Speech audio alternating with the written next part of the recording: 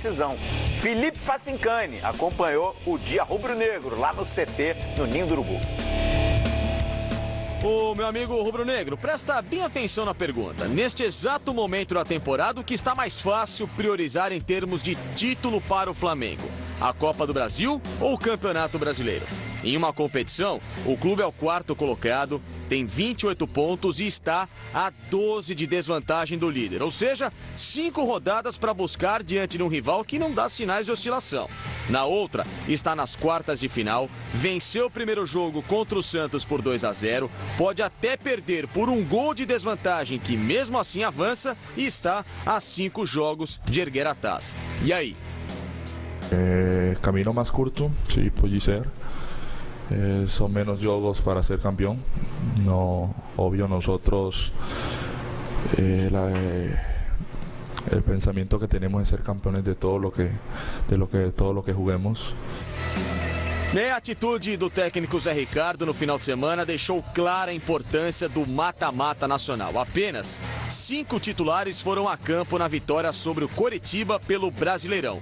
Uma estratégia correta. Os reservas deram conta do recado e quebraram a série ruim de 3 jogos sem vitória. Logo, a pressão foi diminuída em uma semana decisiva. Agora ir a lá terminar de sellar nuestra clasificación. Tenemos muito bom time para ir a ganar allá, porque a eso vamos con el pensamiento de ir a ganar, porque tenemos time para eso. Apesar dos fatores positivos às vésperas do tradicional clássico contra o Santos, a equipe vai viajar com problemas para Vila Belmiro. Os meias atacantes Everton Ribeiro e Giovânio, além do goleiro Diego Alves, que tem auxiliado o elenco no treinamento de pênaltis, não estão inscritos na competição. Os zagueiros Léo Duarte e Rodolfo seguem no departamento médico e, mais uma vez, Zé Ricardo vai ter que mexer na escalação considerada ideal. Os 4 jogadores son jogadores muy buenos, jugadores que nos aportan mucho en el juego. Everton, sabemos lo que ha dado en los últimos juegos, la clase de jugador que es, pero si algo que tienen aquí en Flamengo es que todos los jugadores tienen que estar listos cuando precisen de ellos. Pelo menos no jogo da Ilha do Urubu, Berril foi um dos destaques na posição do badalado camisa 7 e deixou o torcedor animado. Ele sabe que a concorrência está grande na posição. Por isso, voltar a decidir um jogo importante, um duelo crucial como este, pode justificar o grande investimento feito sobre ele no começo da temporada. E, obviamente, corroborar com a meta principal da diretoria, fechar 2017 com uma importante taça de campeão. Só resta saber, claro, em qual dos caminhos seguir. Si este jogo el profe precisa de eu, voy a estar 110% para dar tudo de mim. O Berril que vem atuando cada vez melhor e mais seguro lá na frente. Mais refinado, mais refinado, exatamente. Eu tinha essa sensação, ele corre com a bola e chegava lá na frente, ele parava e agora que eu faço? Aí já era, meu amigo, já tinham levado a bola, não conseguia fazer nada direito. Mas PVC, uma coisa é o mata-mata. Primeiro jogo numa semana e o segundo na semana seguinte. Outra é quando nós temos aí quase um mês de distância. No primeiro jogo 2-0 para o Flamengo e um Santos que pouco assustou o Flamengo em campo, não teve muita consistência, mas teve o seu goleiro Vanderlei mais uma vez brilhando, fechou o gol apesar dos 2-0.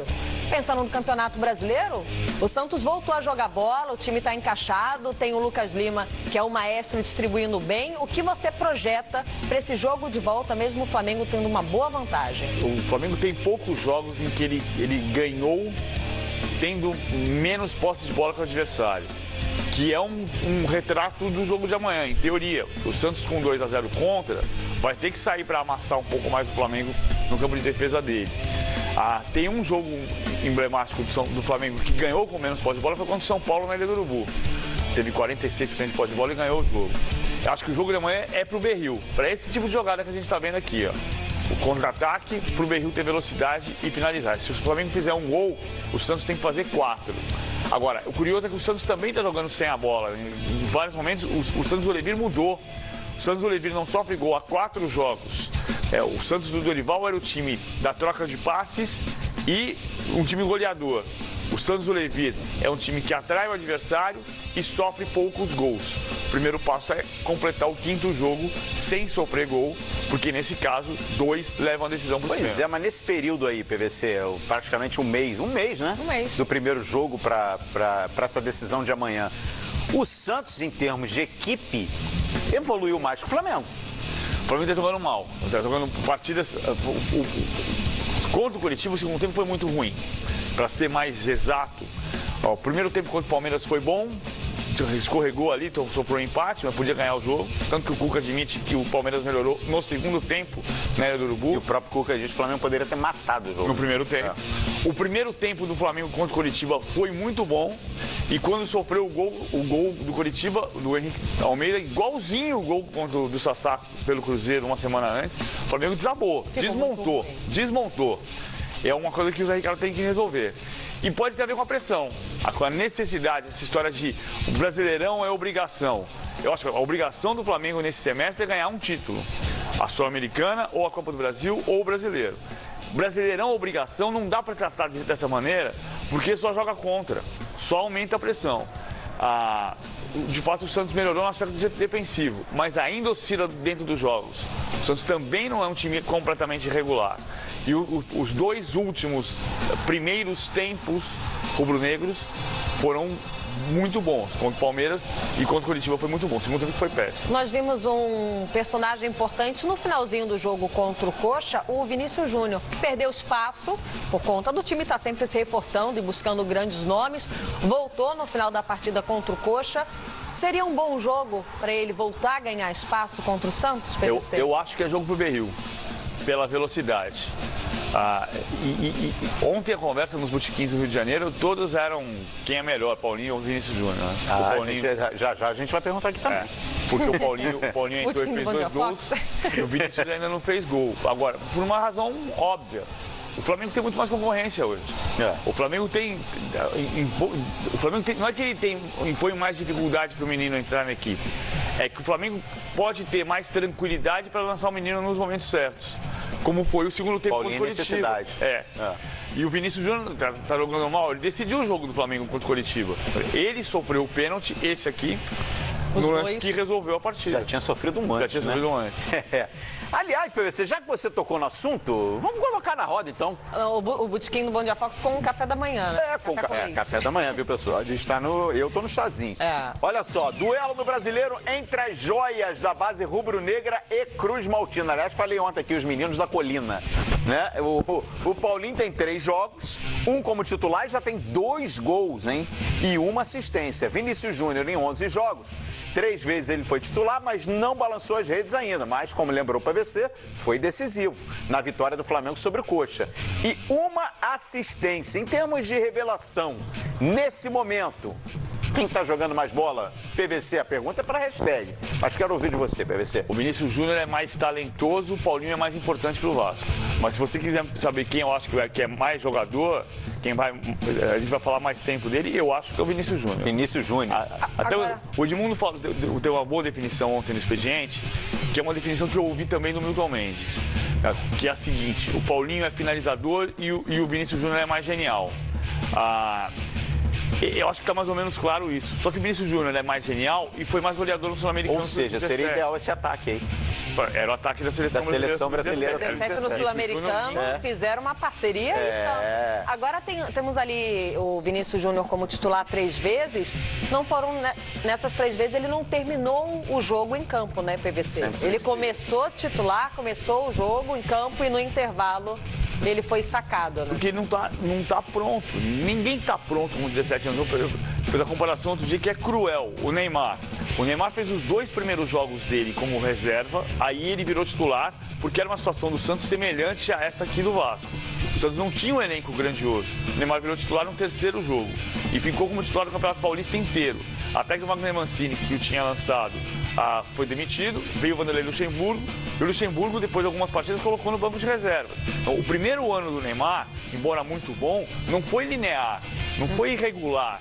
Nenhum jogador de 17 anos, você pega Romário, Miller, Giovani, jogadores que foram grandes revelações, que chegaram muito cedo aos times de cima, nenhum deles teve uma trajetória que não tivesse altos e baixos. Você acha que esse destaque para o Paulinho pode pressionar o Vinícius? Porque assim, ele sabe que foi destaque, foi vendido para o Real Madrid, foi o nome mais falado durante meses, mas estava ali perdendo espaço no Flamengo. Eis que surge o Paulinho lá no Vasco, primeiro jogo como titular, faz gol, todo mundo só fala no menino, e o Vinícius vai ficar agora pensando, putz, não fiz o meu gol ainda, estão comparando. Você acha que pode surgir uma nova pressão para cima do Vinícius? É igual ter medo de ex-namorado, assim, não tem razão nenhuma. Assim, medo de quem, PVC? De ex-namorado, sabe? De ex-namorado. Você se garante. O problema não é ele, o problema é você. O Paulinho não tem nada a ver com o Vinícius Júnior. A história do Vinícius Júnior é dele, com a afirmação dele com a torcida do Flamengo e com o time do Flamengo. O Paulinho tem nada a ver com isso. Você vai ficar olhando o Paulinho se você tiver alguma insegurança que não faz sentido. A segurança é do próprio Vinícius Júnior. E a conversa do Botequim é natural, é conversa de torcedor. E o torcedor do Vasco naturalmente está empolgado, né? Está empolgado porque o menino pintou muito bem e, olha, arrebentou contra o Galo no oco, que é sempre muito complicado de jogar. Você deixou teu voto aqui, vamos tratar de momento. Nesse momento, um voto, PVC. Dos dois? Momento. Nesse momento? No Vinícius Júnior. Vinícius Júnior é o voto do PVC. Só que eu acho que o Paulinho é mais importante pro Vasco. Boa. O Paulinho vai ser titular, a gente vai falar mais do Paulinho daqui até o final do ano, porque o Paulinho é fundamental pro Vasco. Mas daqui a 2, 3 anos, a tendência é que a gente fale mais no Vinícius. A necessidade do Paulinho, do Vasco com o Paulinho é muito maior. Mas a galera que vai falar pra gente aí, né? Vai mandando sua opinião. Paulinho ou Vinícius Júnior? A gente já sabe que os dois, né, são fortes candidatos aí ao prêmio de revelação do Campeonato Brasileiro, já pelo que estão fazendo, né? Então fique à vontade, a gente quer saber a sua opinião. Dolfinho, Olivia, o Paulinho me lembra o Romário no início de carreira. Tem mais uma participação, o PVC foi cirúrgico com o comentário Vinícius versus Paulinho, quem ganha com isso é o nosso futebol, opinião do Buri, se não me engano. Júnior manda na nossa hashtag também. Paulinho, ele é muito melhor. Júnior Silva sendo sucinto. Tem mais uma aí pra gente finalizar? Se tiver, eu aproveito o espaço, faça a tabelinha conosco. Júnior Silva, Vinícius, muita mídia. Essa é a opinião do Vinícius. Muita bola também. O menino, ele foi revelação na categoria de base da seleção brasileira. A concorrência com o Paulinho vai botar pressão e motivar o Vinícius Júnior. Ele vai decolar. Curtiu aí? Gostou da tabelinha? Tuita na nossa hashtag Bom Dia Fox Terça, que o espaço é todo seu.